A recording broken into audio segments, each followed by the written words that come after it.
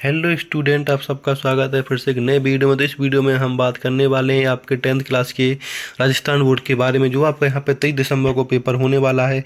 राजस्थान की शौर्य परंपरा एवं स्वतंत्रता संग्राम के बारे में जो आपका यहाँ पे एक विषय होता है, उसका पेपर यहाँ पे होने वाला है। इसमें क्या क्या पूछा जाने वाला है, सारी की सारी जानकारी इस वीडियो में देने वाला है। तो वीडियो को आपको यहाँ पर लास्ट तक देना है। चैनल पर पहली बार तो चैनल को आप सब्सक्राइब कर लेना।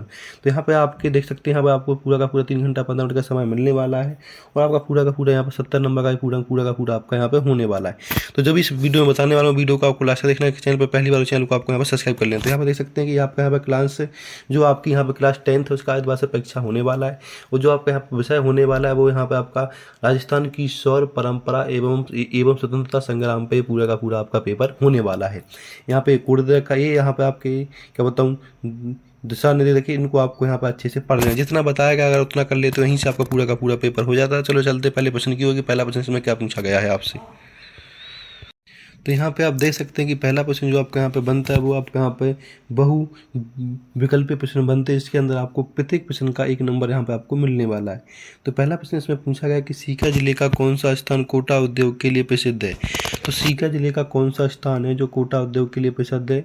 नेचवा, पिपरली, खूड़ या खंडेला। तो यहाँ पे ऑप्शन आपका डी आ जाएगा, इसमें खंडेला हो जाएगा। प्रश्न नंबर दूसरे में पूछा गया कि विजय दान देथा का जन्म राजस्थान के किस जिले में हुआ था? बीकानेर में हुआ था, भरतपुर में हुआ था, जोधपुर में या फिर जालौर में तो कहाँ पे हुआ था इसका जन्मदिन? इसका जन्मदिन जालौर में हुआ था। प्रश्न नंबर दूसरे का आपका यहाँ पे डी हो जाएगा, जालौर। अब हम बात करने वाले प्रश्न नंबर तीसरे की। प्रश्न नंबर तीसरे में पूछा गया कि एशिया का एकमात्र राष्ट्रीय उष्ण अनुसंधान केंद्र कहाँ पर स्थित है? उत्तर प्रदेश में स्थित है, राजस्थान में, गुजरात में, मध्य प्रदेश में। तो इसका ऑप्शन आपका यहाँ पर आ जाएगा राजस्थान में स्थित है। प्रश्न नंबर आपका यहाँ पर पूछा गया चौथा, जिसमें 13 ताली नृत्य किस लोक देवता से संबंधित है? 13 ताली नृत्य किस लोक देवता से संबंधित है?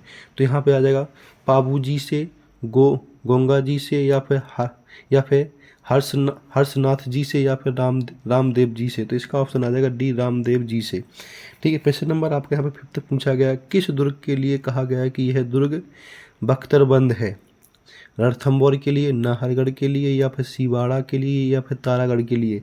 तो प्रश्न नंबर 5th का आपका यहाँ पे आंसर हो जाएगा रणथंभौर के लिए, ये बात कही गई है। प्रश्न नंबर 6 देखेंगे, प्रश्न नंबर 6 में क्या पूछा गया है। तो प्रश्न नंबर 6 में पूछा गया आपसे कि राजस्थान में लटक मार होली कहाँ खेली जाती है? राजस्थान में लटक मार होली कहाँ खेली जाती है? श्री महावीर जी, सालासर, पुष्कर या केला देवी। तो कहाँ खेली जाती है आपको यहाँ पे बता देना है। प्रश्न नंबर 7 में देखिए, जयपुर के चाकसू में किसका मेला लगता है? जयपुर के चाकसू में किसका मेला लगता है? शीतला माता का, या फिर यहाँ पे कहता हूँ सती माता का, या फिर जीड माता का, या फिर करणी माता का। तो प्रश्न नंबर 7 में इसका आंसर आ जाएगा शीतला माता का। प्रश्न नंबर 8 में पूछा गया कि एनलस एंड एक्टिक्यूटीज ऑफ राजस्थान पुस्तक के लेखक कौन है? विजयदान देथा, या फिर लक्ष्मी कुमारी चूड़ावत, या फिर कर्नल जेम्स टॉड, या फिर कन्हैया लाल सेठिया। तो इसमें आ जाएगा ऑप्शन सी आपका 8 का।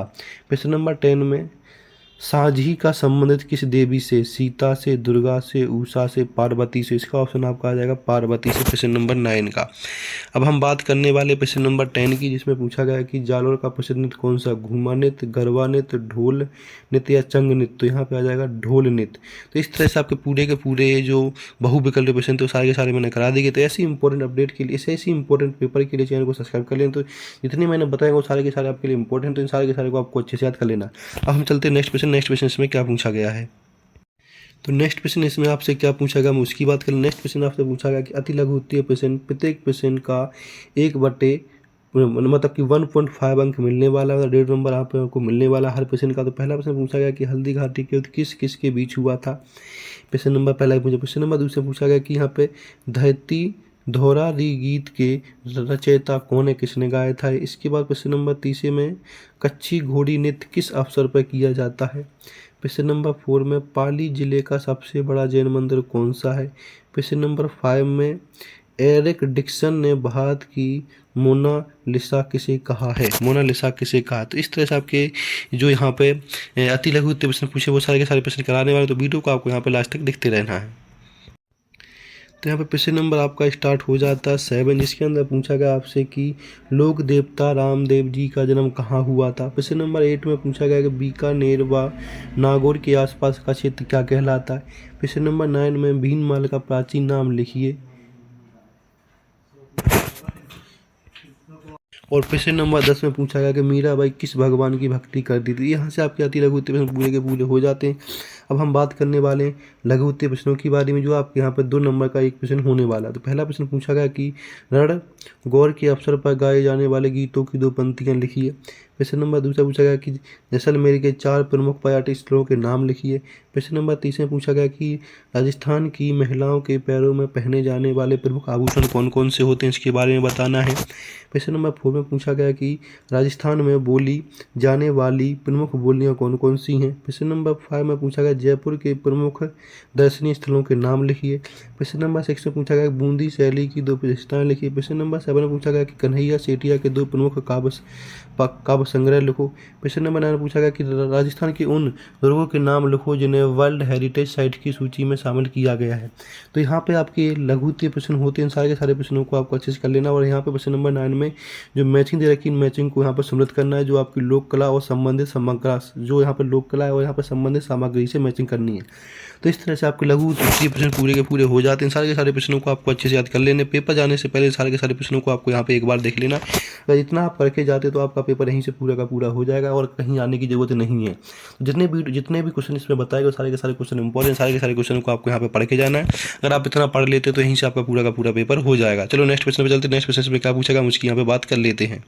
तो नेक्स्ट प्रश्न इसमें आपसे पूछे गए हैं वो दीर्घ लघु उत्तरीय प्रश्न पूछे गए, जो आपके यहाँ पर 3 नंबर का एक प्रश्न होने वाला है। प्रत्येक प्रश्न के लिए 3 नंबर आपको मिलने वाले हैं। तो पहला प्रश्न पूछा गया है इसमें चित्तौड़गढ़ के किले पर संक्षिप्त टिप्पणी लिखिए।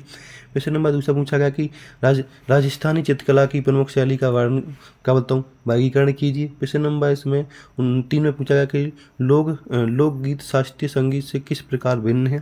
प्रश्न नंबर 4 में पूछा गया कि विगत और बैली में अंतर स्पष्ट कीजिए। प्रश्न नंबर 5 में क्या बताऊँ किशरण भक्त मीरा के जीवन के प्रमुख पहलुओं पर प्रकाश डाले। तो यहाँ से आपके पूरे के पूरे लघु उत्तरीय प्रश्न पूरे के पूरे हो जाते हैं, जो आपके यहाँ पर 3 नंबर के प्रश्न होने वाले थे। ठीक है, अब हम बात करने वाले नेक्स्ट प्रश्नों की। तो नेक्स्ट प्रश्न इसमें आपसे पूछे जाने वो आपके यहाँ पे निबंधात्मक प्रश्न पूछे जाने, जिनका आपको यहाँ पर 4 नंबर, जो आपको यहाँ पर 4 नंबर का एक प्रश्न होने वाला है। तो इसमें आपसे पूछा गया, देख लीजिए, पहला प्रश्न पूछा गया कि जालोर के प्रमुख पर्यटन स्थलों का वर्णन कीजिए, या फिर अथवा में हड़प्पा सभ्यता के अवशेषों की प्राप्ति स्थल पर टिप्पणी कीजिए। इन दोनों में से कोई एक प्रश्न करना है तो आपको यहाँ पर 4 नंबर मिल जाएंगे। प्रश्न नंबर दूसरा पूछा गया है कि यहाँ पे दुर्गों के वर्गीकरण पर विस्तृत लेख लिखिए, या फिर अथवा राजस्थान के मंदिर शिल्प की प्रमुख विशेषताओं का वर्णन करो। इन दोनों में से कोई एक प्रश्न आपको यहाँ पे कर लेना, तो उसके भी आपको यहाँ पे नंबर पूरे के पूरे मिल जाएंगे 4 नंबर। प्रश्न नंबर तीसरा पूछा गया, इसमें लिखा है राजस्थान की विभिन्न बोलियाँ व उनके क्षेत्रों का वर्णन कीजिए, या फिर अथवा वाला प्रश्न इसमें राजस्थान के प्रमुख लोक देवताओं पर संक्षिप्त टिप्पणी लिखिए। इन दोनों में से कोई एक प्रश्न आपको यहाँ पे कर लेना, तो इससे आपके पूरे के पूरे प्रश्न हो जाते हैं। तो यहाँ पर देख सकते हैं जितने प्रश्न आपके इस पेपर में बनते हैं तो सारे के सारे प्रश्न करा दी गई। जितना कराएगा कि आप इतना पेपर में करके जाते तो यहीं से आपके पूरे के पूरे नंबर हो जाते। तो ऐसी इंपोर्टेंट अपडेट के लिए चैनल को लाइक करना, सब्सक्राइब करना, वीडियो को